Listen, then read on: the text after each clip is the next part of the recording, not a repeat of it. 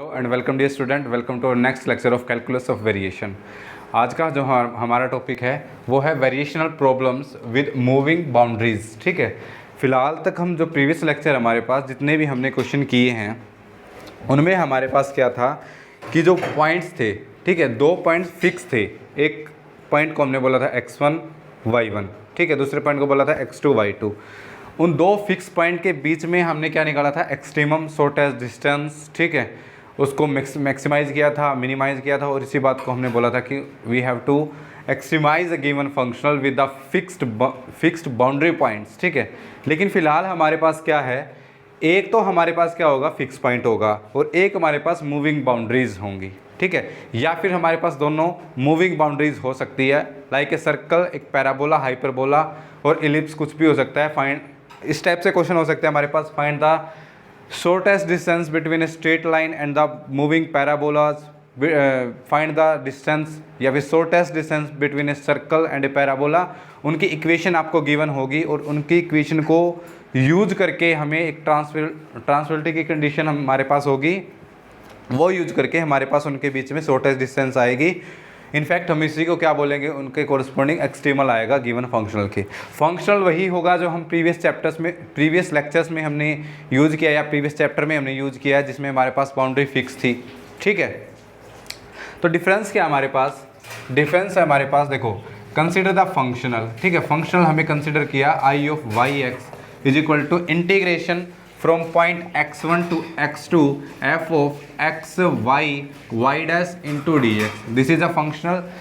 तो डिफरेंस क्या हमारे पास, जो प्रीवियस चैप्टर में था वो हमारे पास x1 y1, ठीक है, x2 y2, ठीक है, एक पॉइंट ये, एक पॉइंट ये है। ठीक है, इन पॉइंट्स के बीच में हमने शॉर्टेस्ट डिस्टेंस निकाली थी, तो जो ये पॉइंट थे ये हमारे पास फिक्स पॉइंट थे। ठीक है, लेकिन हमारा टॉपिक क्या है, variational problems with boundaries, with moving boundaries. ठीक है, तो अब हमारे पास क्या होगा कि मान लो ये पॉइंट है x1, y1, this is a point P, और एक हमारे पास मान लो पैराबोला है। ठीक है, मान लो दिस इज अ पैराबोला, तो इसके किस पॉइंट पे, ठीक है, फिक्स नहीं है। ठीक है, इस पैराबोला से मान लो इसकी इक्वेशन है y square is equal to ax। ठीक है, ये इसकी इक्वेशन है। तो अब हमें क्या करना होगा कि इसके किस पॉइंट पे, इसमें हमारे पास क्या है, ये पॉइंट फिक्स है। ठीक है, P पॉइंट फिक्स है हमारे पास, जिसके कोऑर्डिनेट है हमारे पास x1 y1। ठीक है, अब जो x2 y2 है वो इस पैराबोला की बाउंड्री पे लाई करेगा। ठीक है, वो फिक्स नहीं है, तो हमें एक ऐसी कर्व चाहिए P पॉइंट से, और जो पॉइंट मान लो कहीं भी हो सकता है, लेकिन उसको डिनोट करने के लिए मैंने यहाँ पे बोल दिया, मान लो ये पॉइंट है, ठीक है, x2 y2, ठीक है, ये पॉइंट है, ये कोऑर्डिनेट है, जिसको मैंने बोल दिया Q। ठीक है, तो हमें अब साथ के साथ पॉइंट मूव कर रहा है, फिक्स पॉइंट नहीं है। इसमें तो हमारे पास क्या था, फिक्स पॉइंट था, इस पॉइंट से इस पॉइंट के बीच में हमें फंक्शनल को एक्सट्रीमाइज करना था। लेकिन इसमें हमारे पास क्या है, पहले तो पॉइंट फाइंड आउट करना पड़ेगा कि शॉर्टेस्ट डिस्टेंस निकालनी है एक पॉइंट से एक पैराबोला के बीच में। ठीक है, या फिर क्या हो सकता है हमारे पास कि मान लो एक हमारे पास स्ट्रेट लाइन है, ठीक है, और एक हमारे पास सर्कल है। ठीक है, तो दोनों के बीच में भी हमारे पास क्या हो सकती है, एक स्ट्रेट लाइन। अब इसमें क्या है, स्ट्रेट लाइन भी मूव कर रही है, उसमें भी हमारे पास जो पॉइंट है वो फिक्स नहीं है। ठीक है, मान लो ये हमारे पास स्ट्रेट लाइन है, ठीक है, स्ट्रेट लाइन है ये, और एक हमारे पास सर्कल है, दिस इज द सर्कल। तो सबसे पहले तो अब हमें क्या करना पड़ेगा, ठीक है, ये प्रॉब्लम डिफरेंट है, ये प्रॉब्लम डिफरेंट है। इसमें हमारे पास क्या है, इस प्रॉब्लम में एक पॉइंट हमारे पास फिक्स है, ठीक है, x1 y1, वो हमें गिवन होगा। लेकिन इन क्वेश्चंस में हमें करना क्या होगा कि जैसे ये क्वेश्चन है, तो सबसे पहले हमें एक इसकी इक्वेशन यूज करनी होगी। ठीक है, मान लो इसकी इक्वेशन को मैंने बोल दिया y is equal to F of X. ठीक है, ओके, और इसकी इक्वेशन को मैंने बोल दिया y is equal to G of X. ठीक है, तो ये दो इक्वेशन आ जाएगी, मतलब y के फंक्शन आ जाएंगे इन इंडिपेंडेंट वेरिएबल x। ठीक है, तो यहाँ से हमें दो पॉइंट निकालने पड़ेंगे। ठीक है, फर्स्ट ऑफ ऑल तो हमें यहाँ पे पहला पॉइंट निकालना पड़ेगा x1 y1। ठीक है, ट्रांसवर्सलिटी की कंडीशन को यूज करके, जो हम आगे डिस्कस करेंगे कि वो कंडीशन क्या है। फिर हमें कुछ कैलकुलेशन करके इस सर्कल पे भी वो पॉइंट फाइंड आउट करना होगा जिनके कोरस्पॉन्डिंग इस स्ट्रेट लाइन में और सर्कल में जो डिस्टेंस है वो शॉर्टेस्ट बनी। तो उसके लिए हमें दूसरा पॉइंट कहीं भी हो सकता है, मैं रैंडमली यहाँ पे बना रहा हूँ, ये जरूरी नहीं है कि मैंने यहाँ पे लिख दिया तो वो यहीं होगा, ठीक है, वो हम फाइंड आउट करेंगे कैलकुलेशन करके, ठीक है, डिफरेंशियल इक्वेशंस को यूज करके, ठीक है, मोस्ट इंपॉर्टेंट टॉपिक है। तो सबसे पहले हमें ये पॉइंट फाइंड आउट करना पड़ेगा, फिर ये पॉइंट फाइंड आउट करना पड़ेगा, और जो बीच में हमारे पास कर्व है, ठीक है, इनके बीच में जो कर्व आएगी वो जरूरी नहीं है कि स्ट्रेट लाइन हो, कुछ भी हो, मान लो ये कर्व आ गई इन दोनों के बीच में, इस पॉइंट के कोरस्पॉन्डिंग ये कर्व आ गई, ठीक है, तो ये कर्व हमारे पास क्या होगा, एक्सट्रीमल का काम करेगा इनके बीच में, ठीक है, यही इसमें क्या होगा, एक्सट्रीमल होगा। सिमिलरली यहाँ पे इस पॉइंट से इसके बीच में ये हमारे पास क्या आ जाएगी, शॉर्टेस्ट डिस्टेंस आ जाएगी। मान लो मैंने क्वेश्चन ही शॉर्टेस्ट डिस्टेंस का अगर आपको दिया है तो ये भी क्या किसका काम करेगा, एक्सट्रीमल का, ठीक है, तो ये हमारे पास क्या आ जाएगा, एक्सट्रीमल आ जाएगा। डिफरेंस पता चल गया। डिफरेंस क्या है, प्रीवियस लेक्चर्स में हमने यूज किया था, तो उसमें दोनों पॉइंट फिक्स थे, पॉइंट तो हमारे पास फिक्स थे, और हमने ऐसे क्वेश्चन भी किए थे जिसमें हमारे पास क्या था, जो बाउंड्री कंडीशन थी वो भी दे रखी होती थी, 4 कंडीशन दे रखी होती थी, ठीक है, तो हमें एक्स्ट्रा कैलकुलेशन करने की जरूरत नहीं थी कि हमें x1 की वैल्यू फाइंड आउट करनी है, y1 की वैल्यू फाइंड आउट करनी है, x2 की वैल्यू फाइंड आउट करनी है, y2 के and up to so on. हमारे पास 2 पॉइंट फिक्स थे और हमें उसको एक्सट्रीमाइज करना था, लेकिन इसमें हमारे पास एक्स्ट्रा कैलकुलेशन यूज होगी। इसमें हमारे पास क्या होगा, सबसे पहले पॉइंट फाइंड आउट करना पड़ेगा कि फर्स्ट कर्व, ठीक है, अब ये भी कर्व है, this is equation of straight line, अब ये भी कर्व है, सर्कल है, ठीक है, दिस इज अ सर्कल। तो अब हमें क्या है, पहले इस पॉइंट को चेक करना पड़ेगा कि यहाँ पे कौन सा पॉइंट होगा, फिर यहाँ पे कौन सा पॉइंट होगा। उसके बाद करना क्या होगा हमें, उसके बाद इस कर्व को कैसे फाइंड आउट करना होगा। इस कर्व को फाइंड आउट करने के लिए हम इस फंक्शनल का यूज करेंगे, फंक्शनल हमें गिवन होगा, फिर इस सारे के कोरस्पॉन्डिंग हमारे पास ये फंक्शनल होगा, ठीक है। तो फंक्शनल में हमें किसकी वैल्यू चाहिए, यहाँ से x1 की चाहिए, यहाँ से x2 की चाहिए, ठीक है, तो लास्ट में हमारे पास फंक्शनल की वैल्यू आ जाएगी, ठीक है, सोल्व करके ट्रांसफरेंशियलिटी की कंडीशन को यूज करके हमारे पास इक्वेशन आ जाएगी। सब सारे हमारे पास इसको यूज करके हम आइलर इक्वेशन लगाएंगे, फंक्शनल को यूज करके आइलर इक्वेशन लगाने के बाद हमारे पास क्या आएगा, डिफरेंशियल इक्वेशन आएगी। डिफरेंशियल इक्वेशन सोल्व करके कुछ y की वैल्यू आएगी, उसमें हमारे पास कुछ कांस्टेंट होंगे, उनकी वैल्यू भी फाइंड आउट करेंगे।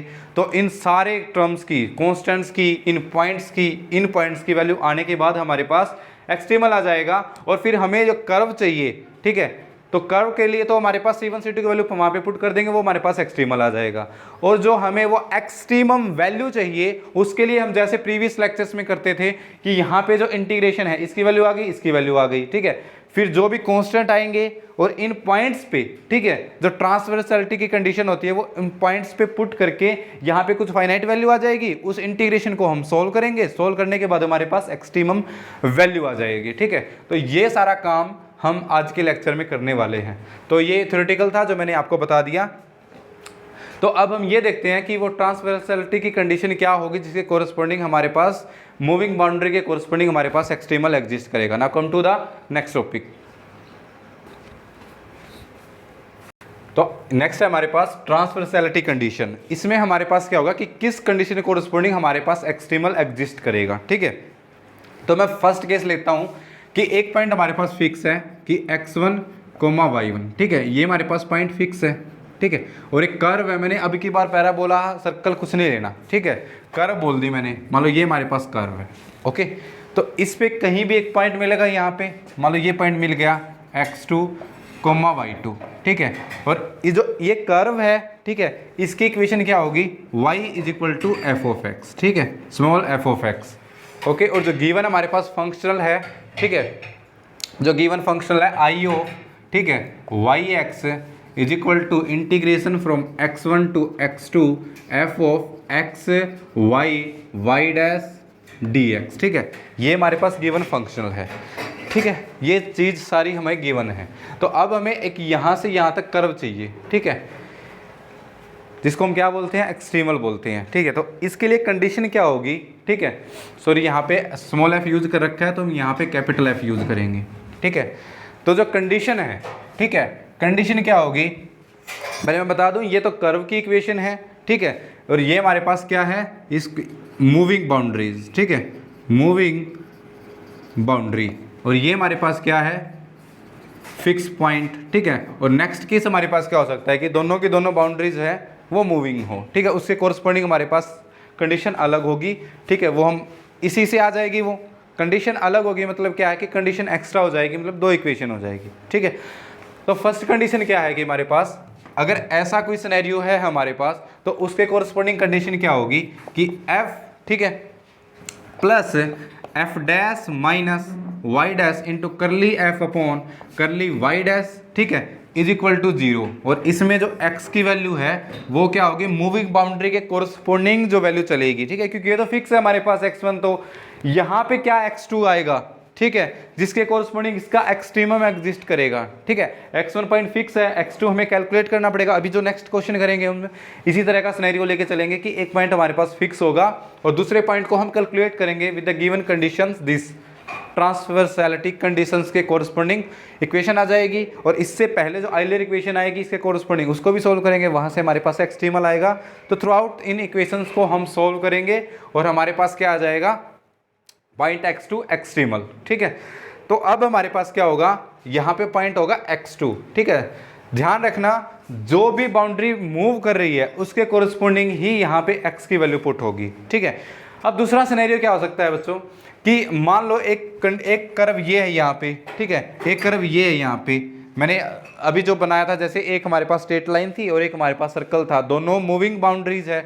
अब इसमें हमारे पास एक ऐसी कर्व लेके आनी है जिसमें इस फंक्शन को हम एक्सट्रीमाइज करें, मिनिमाइज आइदर मैक्सिमाइज करें, ठीक है। तो अब हमारे पास क्या होगा, यहाँ से हमें एक पॉइंट यहाँ से भी नहीं पता, यहाँ से भी नहीं पता, तो सबसे पहले हमें यहाँ पे पॉइंट फाइंड आउट करना पड़ेगा जिसका नाम दे दिया मैंने x1 y1 और ये इसके कोऑर्डिनेट है, नाम मैंने p दे दिया इसका। यहाँ पे भी हमें कोई पॉइंट कैलकुलेट करना पड़ेगा, तो मान लो ये वो पॉइंट यहाँ पे आ गया, क्यों, जिसके कोऑर्डिनेट मैंने लिख दिए x2, y2, ठीक है। अब देखो, अब इसमें जो दोनों हैं ये और ये दोनों क्या है, मूविंग बाउंड्रीज, ठीक है, दोनों की दोनों मूविंग बाउंड्रीज है, मतलब पॉइंट फिक्स नहीं है दोनों तरफ। तो इसमें जो कंडीशन होगी वो क्या होगी, इसकी जो इक्वेशन होगी उसको मैंने बोल दिया y is equal to F of X, ठीक है, क्योंकि ये दिस इज ए कर्व, तो इसकी इक्वेशन होगी, कर्व कुछ भी दे रखी हो, जैसे तुम्हें सर्कल की इक्वेशन दे रखी हो तो y की टर्म एक तरफ कर लो, बाकी सारी टर्म एक तरफ कर लो। स्ट्रेट लाइन दे रखी है ax plus B Y is equal to C, तो y एक तरफ, बाकी सारी टर्म एक तरफ, मतलब बाकी सारी एक टर्म का मतलब क्या है कि x वाले टर्म को एक तरफ कर लेंगे, y वाली टर्म को एक तरफ कर लेंगे और y को हम किसका नाम दे देंगे, f ऑफ x का। Similarly this is also a moving curve, so the equation of this curve we can write y is equal to g of x, ठीक है। तो ये इसकी इक्वेशन हो जाएगी, ठीक है। अब हमारे पास दोनों जो कर्व है वो मूविंग है, बाउंड्रीज कोरस्पॉन्डिंग है, ठीक है, ये वैल्यू हमें फाइंड आउट करनी होगी। अब इसके कोरस्पॉन्डिंग जो ट्रांसवर्सैलिटी की कंडीशन है वो क्या होगी, 2 होगी, ठीक है। अब हमारे पास 2 इक्वेशन आएगी यहाँ पे। फर्स्ट जो फंक्शनल है वो तो दोनों के लिए फिक्स रहेगा, ठीक है, इसके लिए भी और इसके लिए भी हमें ऐसी कर्व यहाँ तो चाहिए, ठीक है। यही कर्व हमारे पास किसका काम करेगी, एक्सट्रीमल का, ठीक है। तो अब हमारे पास क्या होगा, फर्स्ट इक्वेशन लिखनी है, तो f प्लस इस कर्व के कोरस्पॉन्डिंग हमारे पास ट्रांसवर्सैलिटी की कंडीशन आएगी f dash minus Y dash into curly f upon curly Y dash is equal to 0 bracket. इस कर्व का यूज किया है तो जो एब्सिसा x का कोऑर्डिनेट है वो ये पुट होगा x is equal to x1, ठीक है।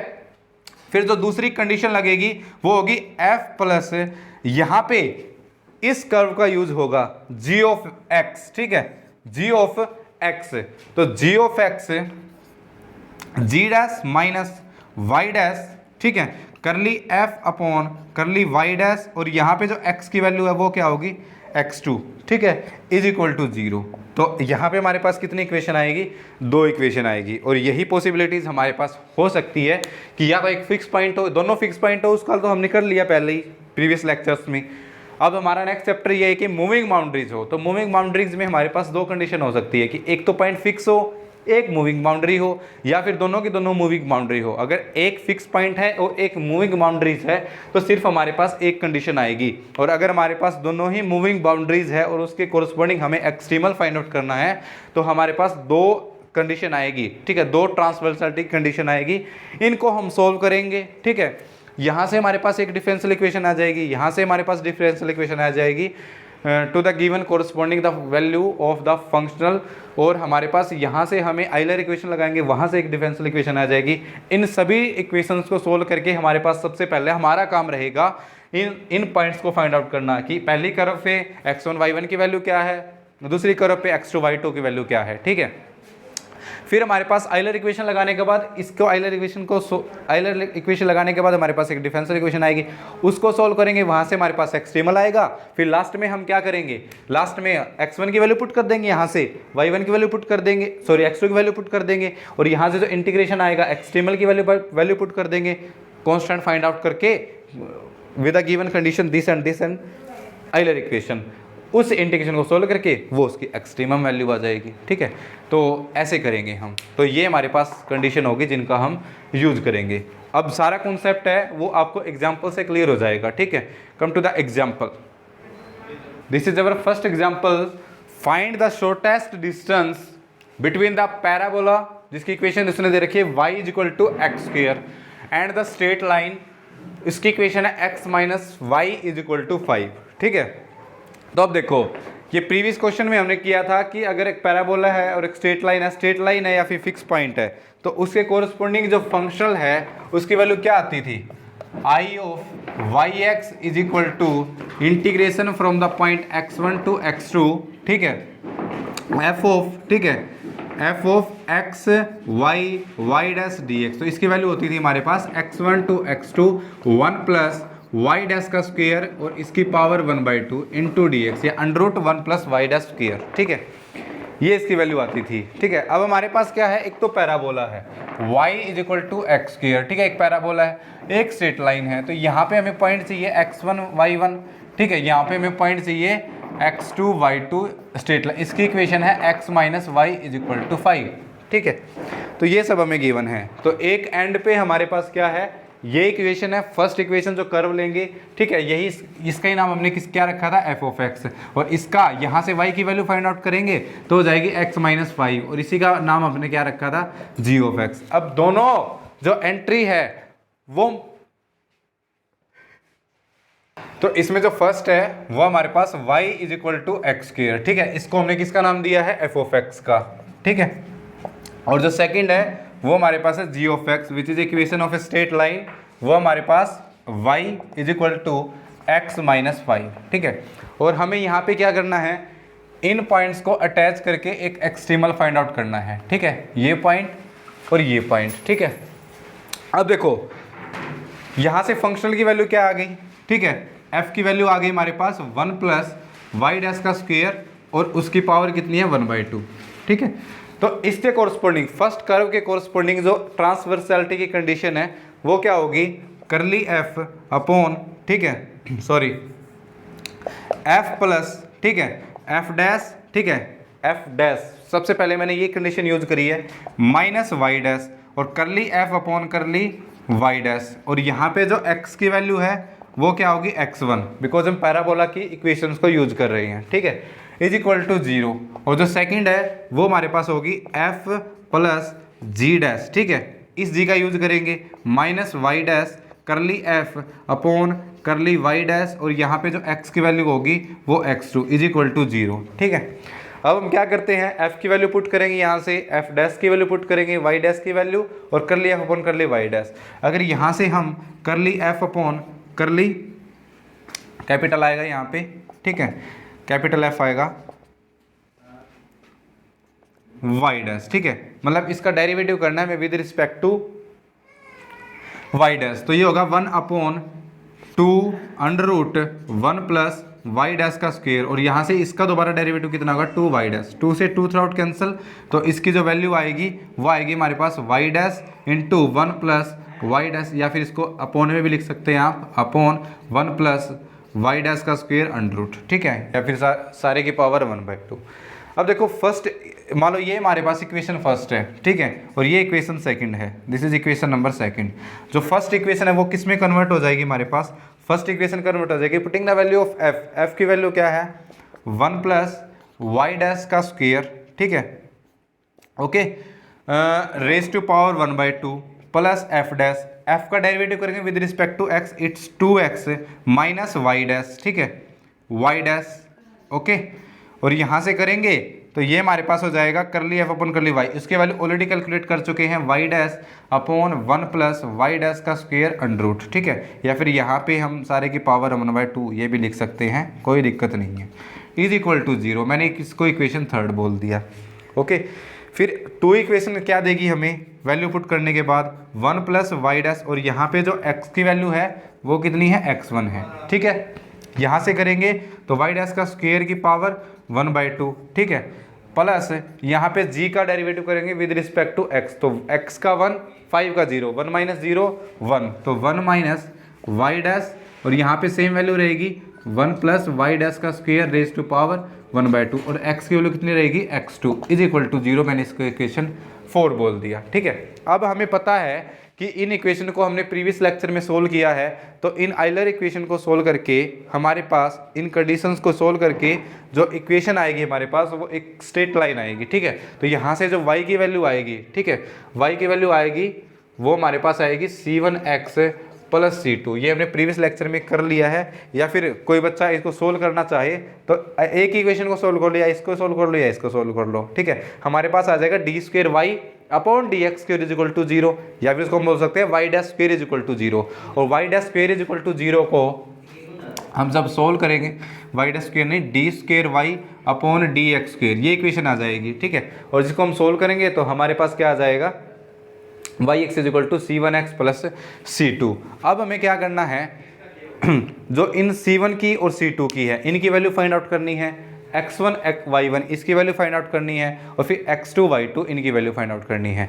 क्योंकि हमें इंटीग्रेशन में y1 और y2 का यूज़ नहीं है, ठीक है, इनका यूज़ नहीं करना है, तो हम y1 और y2 की वैल्यू को कैलकुलेट ना करके सिर्फ x1 और x2 की वैल्यू फाइंड आउट करेंगे, और दो पैरामीटर, दो कॉन्स्टेंट c1 c2 की वैल्यू फाइंड आउट करेंगे, ताकि यहाँ पे हमारे पास y ऑफ x जो एक्सट्रीमल आएगा उसकी पार्टिकुलर वैल्यू आ जाए, ठीक है। तो इसके लिए हम सबसे पहले क्या करते हैं, इन इक्वेशंस में पुट करने के लिए हमारे पास y डैश की जरूरत है, ठीक है। तो y डैश की जरूरत है, और वैसे भी जो ये पॉइंट है, ठीक है, जो ये पॉइंट है x1 y1 x2 y2 ये गिवन एक्सट्रीमल है, ये इक्वेशन आई है yx की, ठीक है। तो इस yx पे एग्जिस्ट करते हैं, तो ये पॉइंट इस yx की इक्वेशन को सेटिस्फाई करेंगे, ये पॉइंट इस yx की इक्वेशन को सेटिस्फाई करेगा, और ये पॉइंट इस पे भी लाई करता है, इस पे भी लाई करता है। तो सबसे पहले हम यहाँ से y dash x find out करें तो उसकी वैल्यू क्या आएगी, c1x का डेरिवेटिव 1 है, ठीक है। और यहाँ से करेंगे तो y की वैल्यू पुट करेंगे, यहाँ से y की वैल्यू क्या है, c1x plus c2 is equal to x², और यहाँ से x की वैल्यू क्या है, x1, तो यहाँ पे हो जाएगा c1x1 प्लस c2 x1 का होल स्क्वायर। वहाँ पे x2 की वैल्यू, x की वैल्यू क्या है, x2 है, तो यहाँ से करेंगे तो y की वैल्यू क्या है, ये रही c1x plus c2 is equal to, यहाँ पे आएगा x2 माइनस 5, ठीक है, ये आ गया। इसकी इक्वेशन को सेटिस्फाई करेंगे, क्योंकि ये पॉइंट है, ये एक्सट्रीमल के एंड पॉइंट है, एक्सट्रीमल के ही पॉइंट बोल सकते हो आप इसको। दिस इज क्लियर, यहाँ तक क्लियर है। अब जितनी भी हमारे पास इक्वेशन आई है, यहाँ से हम क्या करेंगे, ये वैल्यू फाइंड आउट करेंगे x1 x2 c1 c2। Just हम अब कैलकुलेशन वर्क करना है हमें, और इन कॉन्स्टेंट्स की वैल्यू और पॉइंट्स की वैल्यू फाइंड आउट करनी है।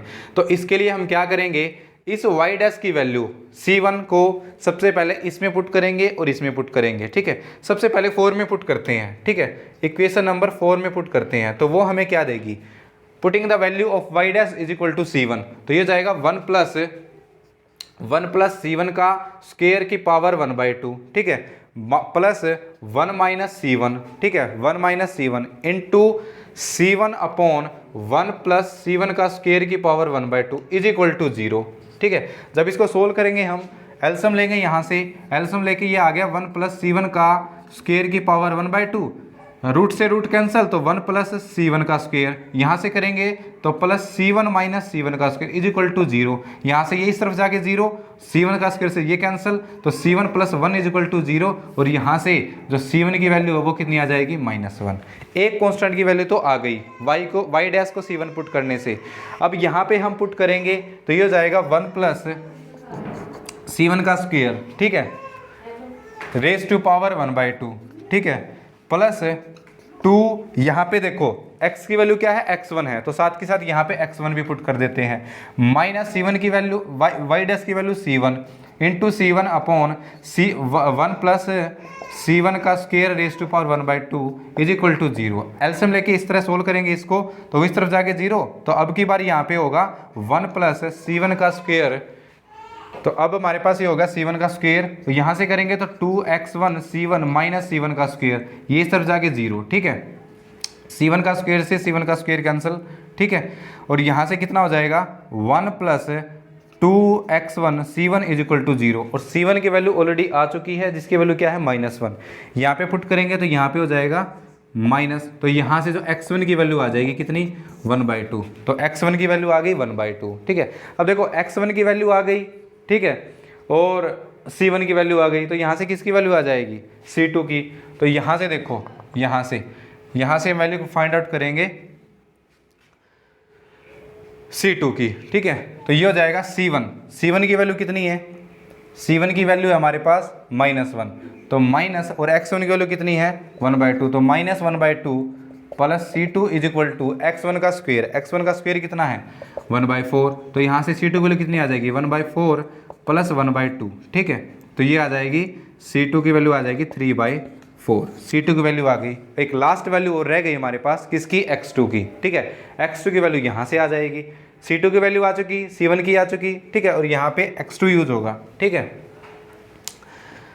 C2 की आ चुकी, ठीक है, C1 की आ चुकी, यहाँ से x2 की वैल्यू आ जाएगी। Putting the value of C1 की वैल्यू कितनी है -1, तो -x2, ठीक है, यहाँ से C2 की वैल्यू 3/4 प्लस 3/4, और यहाँ से x2 की वैल्यू हमें फाइंड आउट किया -5, ठीक है। अब क्या करते हैं, इसको इस तरफ लेके आएंगे या फिर इसको इस तरफ लेके आएंगे, इसको इस तरफ लेके आएंगे, तो इसको इस तरफ लेके आएंगे तो ये हो जाएगा हमारे पास 2x2 इज इक्वल टू, यहाँ पे हो जाएगा 5 प्लस 3/4, ठीक है, ये हो जाएगा 23/4, इस 2 को यहाँ पे एडजस्ट करेंगे तो यहाँ पे 8 हो जाएगा, तो x2 की वैल्यू कितनी आ जाएगी 23/8। जस्ट कैलकुलेशन करी है हमने, तो हम इन वैल्यू को सारी को हम लिख लेते हैं, तो हमारे पास जो वैल्यू आई है C1 की वह ये -1, C2 की वैल्यू कितनी आई है 3/4, x1 की वैल्यू कितनी आई है 1/2, और x2 की वैल्यू कितनी आई है 23/8, ठीक है। अब इन सारी वैल्यू आने के बाद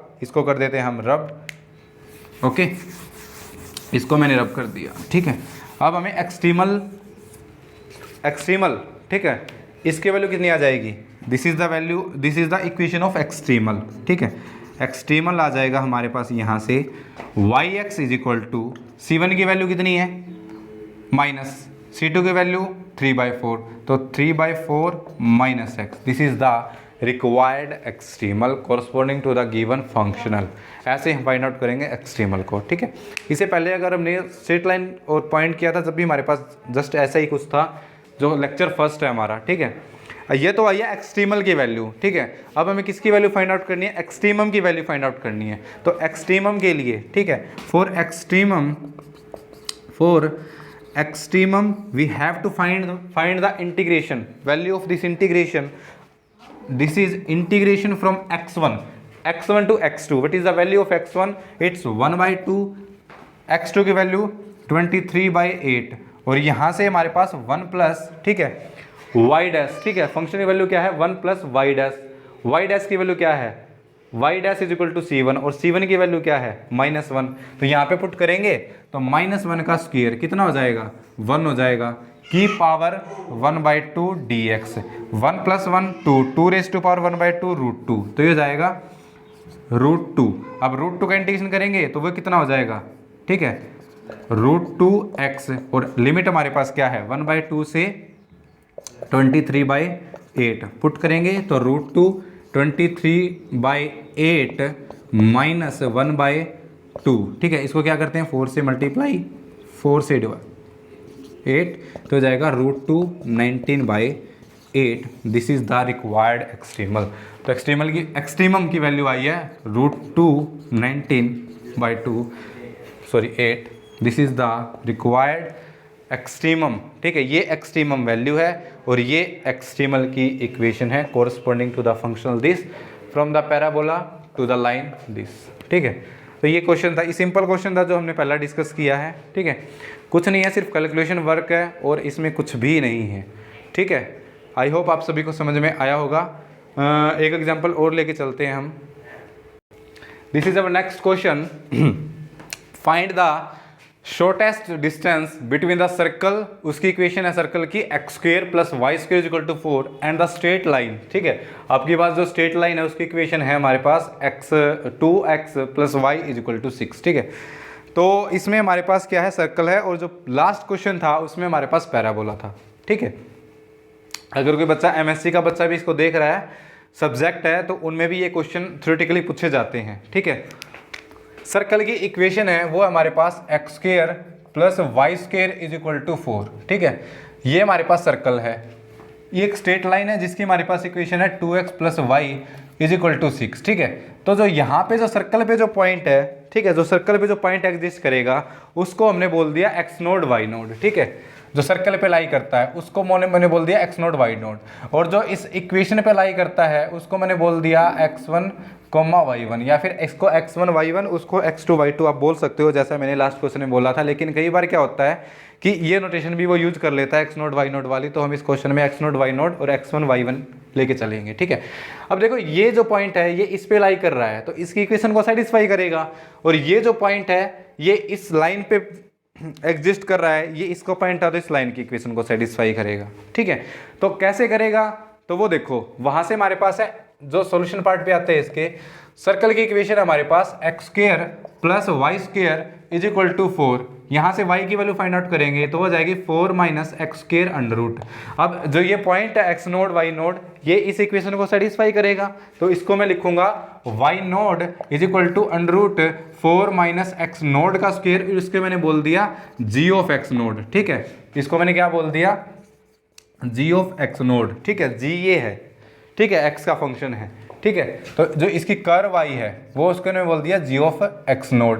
सिमिलरली वहां भी हम ऐसा ही करेंगे, y 2x + y = 6 है, तो यहाँ से y की वैल्यू क्या आ जाएगी, 6 - 2x, उसको सेटिस्फाई कर रहा है पॉइंट x1 y1, ठीक है। x1 y1 इस पॉइंट को सेटिस्फाई करेगा तो ये हमारे पास हो जाएगा y1 = 6 - 2x1, और इसी को मैंने बोल दिया f(x1), ठीक है। ये मैंने किसका नाम दे दिया, फंक्शन का f(x1), which is a function of x1, ठीक है। और जो ऐसा है इसके बीच में हमारे पास जो कर्व आएगी उसके लिए जो फंक्शनल है वो हमारे पास होगा I = x0 to x1 1 + y² √dx, ठीक है। या फिर इसकी पावर 1/2 ऐसे ही बोल सकते हैं आप, √ ना लगा के, इसको मैंने बोल दिया पावर 1/2, ठीक है। ये हो गया, क्लियर है। तो अब जो आइलर इक्वेशन लगाएंगे इसके कोरस्पॉन्डिंग, ठीक है, जो इसके कोरस्पॉन्डिंग जो आइलर इक्वेशन लगाएंगे तो उसके कोरस्पॉन्डिंग जो सोल्यूशन आता है वो क्या आता है, सोल्यूशन आएगा y(x) = c1x + c2, ठीक है। ये आएगा, स्ट्रेट लाइन आएगी हमारे पास, एक स्ट्रेट लाइन आती है, इसके हमने बहुत सारे क्वेश्चन कर लिए, ठीक है। अब वैसे ही जैसे हमने लास्ट क्वेश्चन में किया था, जो x0 y0 x1 y1, ठीक है, ये एंड पॉइंट है किसके, इस एक्सट्रीमल के, ठीक है। यहाँ पे ऐसे जाएगा ये, ठीक है, ये एंड पॉइंट है इसका, तो इसकी इक्वेशन को सेटिस्फाई करेगा। तो सिमिलरली यहाँ से y' की वैल्यू क्या आएगी, वो आएगी c1। अब जो y है ये y, ये इस इक्वेशन को भी सेटिस्फाई करेगा और इस इक्वेशन को भी सेटिस्फाई करेगा, ठीक है। मान लो मैंने इसको बोल दिया इक्वेशन 1 और इसको मैंने बोल दिया इक्वेशन 2, तो इक्वेशन 1 क्या बन जाएगी, यहाँ से y0 की वैल्यू पुट करेंगे तो इसमें हमारे पास x की वैल्यू क्या होगी, x0, तो ये जाएगा c1 x0 + c2 = √4 - x0², ये हो गया, ठीक है। इसको मैंने बोल दिया इक्वेशन नंबर 3 बोल दिया। फिर इसको सेटिस्फाई करेगा तो ये हो जाएगा हमारे पास y1, ठीक है। तो ये जाएगा c1 x1 + c2 = यहाँ से हो जाएगा 6 - 2x1, ठीक है, ये हो जाएगा। मैंने इसको इक्वेशन 4 बोल दिया। अब हम क्या लगाएंगे, अब हम ट्रांसवर्सलिटी की कंडीशन लगाएंगे।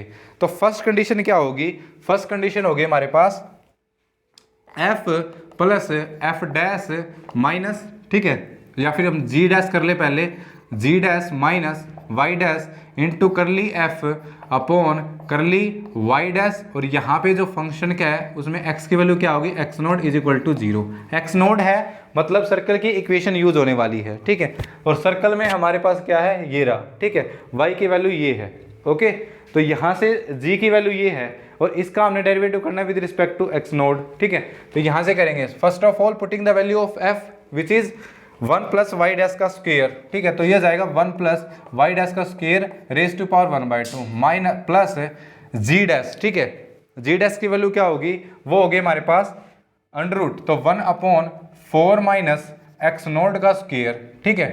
2 इंटू यहाँ पे हो जाएगा 2 एक्स नोड, 2 से 2 कैंसल, माइनस यहाँ पे हो जाएगा वाई डैश, ठीक है, इंटू कर लिया अपॉन कर लिया वाई डैश। ये हमने लास्ट क्वेश्चन में भी किया था। इसकी वैल्यू होती है y dash upon root 1 plus Y dash का स्क्वायर इज इक्वल टू 0, ठीक है। और एक्स नोड हमने ऑलरेडी यूज कर रखा है, तो एक्स नोड की वैल्यू पुट करने की हमें जरूरत नहीं है, ये आ जाएगी इक्वेशन। और जो दूसरी है वो हो जाएगी f plus F dash minus Y dash into curly F upon curly Y dash is equal to 0, और यहाँ पे जो एक्स की वैल्यू है वो क्या होगी, x1 यूज होगी, ठीक है। तो f की वैल्यू 1 प्लस वाई डैश का स्क्वायर, ठीक है, raise to power 1/2 plus F dash, ये रहा हमारे पास f की वैल्यू ये है। एफ डैश करेंगे 6 का 0 और यहाँ से करेंगे तो x1 का 1 तो -2, ठीक है।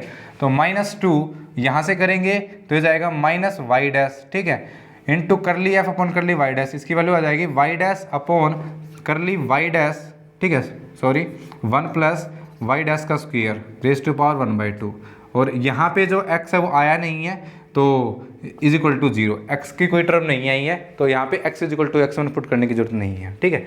अब देखो ये इक्वेशन आई है 4, मान लो ये इक्वेशन आई है 5 और ये इक्वेशन आई है 6, तो देखो 5 और 6 में हम किसकी वैल्यू फाइंड आउट, किसकी वैल्यू पुट करेंगे, वाई डैश की। वाई डैश की वैल्यू यहाँ से क्या आ चुकी है, c1 आ चुकी है, ठीक है।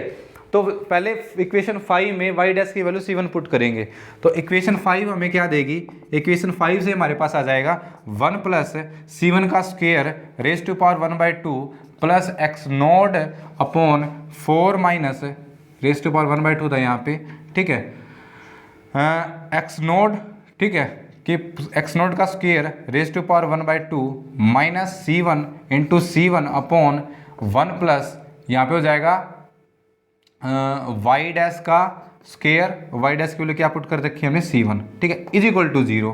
इसको हम सोल्व करेंगे। अब सोल्व करने के बाद ये हमारे पास हो जाएगा, इसका एलसीएम क्या आएगा 1 प्लस, ठीक है, c1 का स्क्वायर रेज टू पावर 1/2, यहाँ से रूट कैंसिल, तो 1 प्लस c1 का स्क्वायर प्लस यहाँ से हो जाएगा एक्स नोड इंटू c1, इसकी मल्टीप्लाई इससे करी, फिर माइनस c1 का स्क्वायर, ठीक है, ओके। और यहाँ से जो इसका एलसीएम आएगा x naught upon 4 minus x naught का स्क्वायर, ठीक है, raise to power under root, ठीक है, ये साथ के साथ चलेगा, और इज इक्वल टू 0।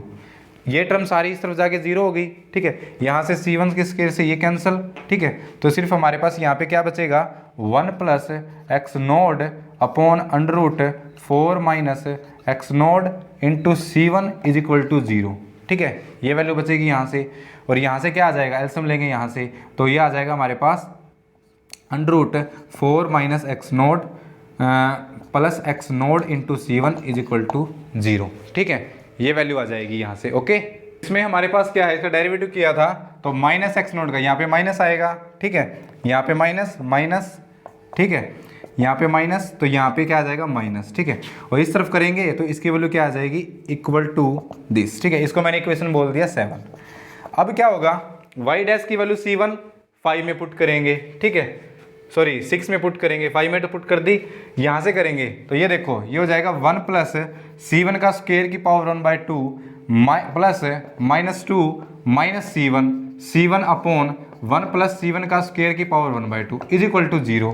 यहाँ से करेंगे तो हमारे पास क्या होगा, 1 प्लस c1 का स्क्वायर का रूट से रूट कैंसिल, यहाँ से हो जाएगा -2 इंटू c1 माइनस c1 का स्क्वायर इज इक्वल टू 0, नीचे वाले टर्म इस तरफ जाके 0, ये इसे कैंसिल, तो यहाँ से c1 की वैल्यू कितनी आ गई 1/2, ठीक है। और अगर c1 की वैल्यू 1/2 आ गई, यहाँ पे पुट करेंगे तो c1 की वैल्यू 1/2 तो x नोट, ठीक है।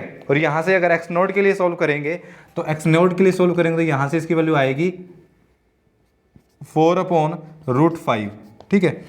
और अगर x नोट की वैल्यू यहाँ से ये आ गई, यहाँ से y नोट की वैल्यू फाइंड आउट करेंगे तो y नोट की वैल्यू आ जाएगी हमारे पास is equal to √4 minus x note का स्क्वायर यानी 16/5, ठीक है। तो यहाँ से जो इसकी वैल्यू आएगी वो आएगी 20 माइनस 16, 4 का √2, 2/√5। ये किसकी वैल्यू आ गई? y नोट की, ठीक है। और अगर हमारे पास x नोट की वैल्यू आ गई, ठीक है, c1 की वैल्यू आ गई, ठीक है, तो c2 की वैल्यू यहाँ से आ जाएगी, इक्वेशन नंबर 3 से आ जाएगी, ठीक है।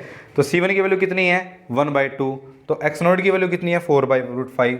तो 4/√5, ठीक है, into 2 plus c2 is equal to 4 minus x note का स्क्वायर। ये अभी मैंने कैलकुलेट किया था, इसकी वैल्यू भी 4/√5 ही आएगी, ठीक है। ये से कैंसिल 2, तो यहाँ से c2 की वैल्यू कितनी आ जाएगी? 0। यहाँ से c2 की वैल्यू आ गई 0, ठीक है। c2 की वैल्यू 0 आ गई। अब हमारा काम क्या रह गया? सिर्फ x1 और y1 की वैल्यू फाइंड आउट करनी है, ठीक है। तो यहाँ से हमारे पास किसकी वैल्यू आ जाएगी? x1 की वैल्यू आ जाएगी, c2 की वैल्यू ऑलरेडी आ चुकी है जो 0 है, c1 की वैल्यू 1/2, तो x1/2 plus 0 is equal to 6 minus 2 into x1। इसको इस तरफ लेके आएंगे तो जाएगा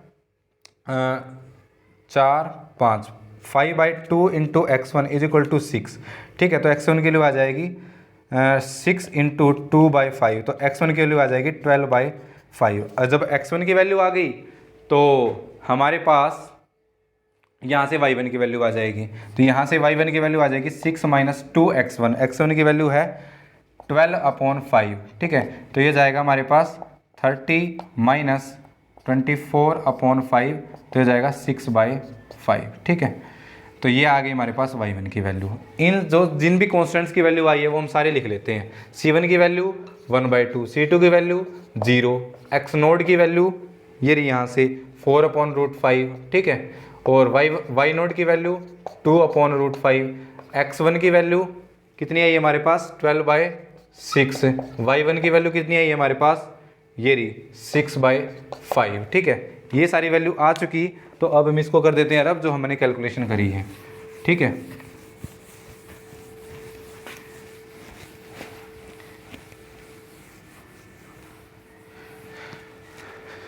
जस्ट कैलकुलेशन करी है और हमने इन कॉन्स्टेंट्स की वैल्यू फाइंड आउट करी है, ठीक है।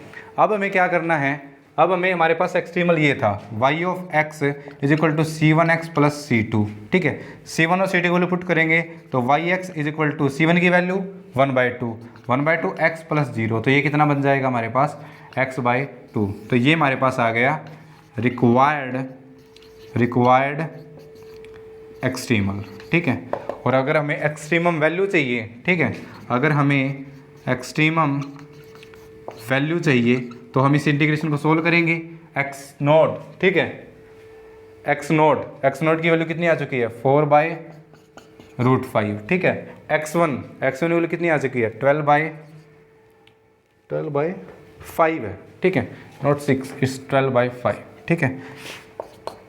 और 1 प्लस y डैश, ठीक है, 1 plus y dash is equal to c1, और c1 की वैल्यू कितनी आ चुकी है? 1/2, ठीक है। तो यहाँ पे पुट करेंगे तो 1/2 का स्क्वायर 1/4 रेज़ टू पावर 1/2, ठीक है। या फिर इसको हम अंडर भी लिख सकते हैं इंटू dx। तो ये हो जाएगा हमारे पास 4/√5 12/5, ये हो जाएगा 5/4 √5/4, उसको हम बाहर ले लेते हैं, √5/4 को बाहर ले लिया इंटू dx, तो हो जाएगा √5/4 dx का क्या होता है? x, और लिमिट 4/√5 से 12/5, तो हो जाएगा √5/4 और लिमिट आ जाएगी 12/5 माइनस 4/√5, ठीक है, 4/√5। जब इसको सोल्व करोगे तो ये वैल्यू आएगी 0.6833, ठीक है। ये आप कैलकुलेट कर सकते हैं। तो एक्सट्रीमम वैल्यू आई है वो आई है 0.6833, ये एक्सट्रीमम वैल्यू है। और ये हमारे पास क्या है? रिक्वायर्ड एक्सट्रीमल है, corresponding to the functional this from the circle whose equation is x² plus y² is equal to 4 to the straight line whose equation is 2x plus y is equal to 6, ठीक है। तो ये हमने question करवाए हैं moving boundaries के, ठीक है। थोड़े से लेंथी है लेकिन आसान है, आप इनको ईजिली कर सकते हो। तो इसी तरह और बचे हुए क्वेश्चन हैं वो आप इजीली कर सकते हैं मूविंग बाउंड्रीज़ के। आई होप आप सभी को समझ में आया होगा। इसी तरह कैलकुलेशन चलेगी हमारे पास। कैलकुलेशन वर्क ज़्यादा है और कुछ भी नहीं है इसमें, ठीक है। तो आप इनको आसानी से कर सकते हैं। Okay, thank you for watching. मिलते हैं नेक्स्ट वीडियो में। Stay home, stay safe.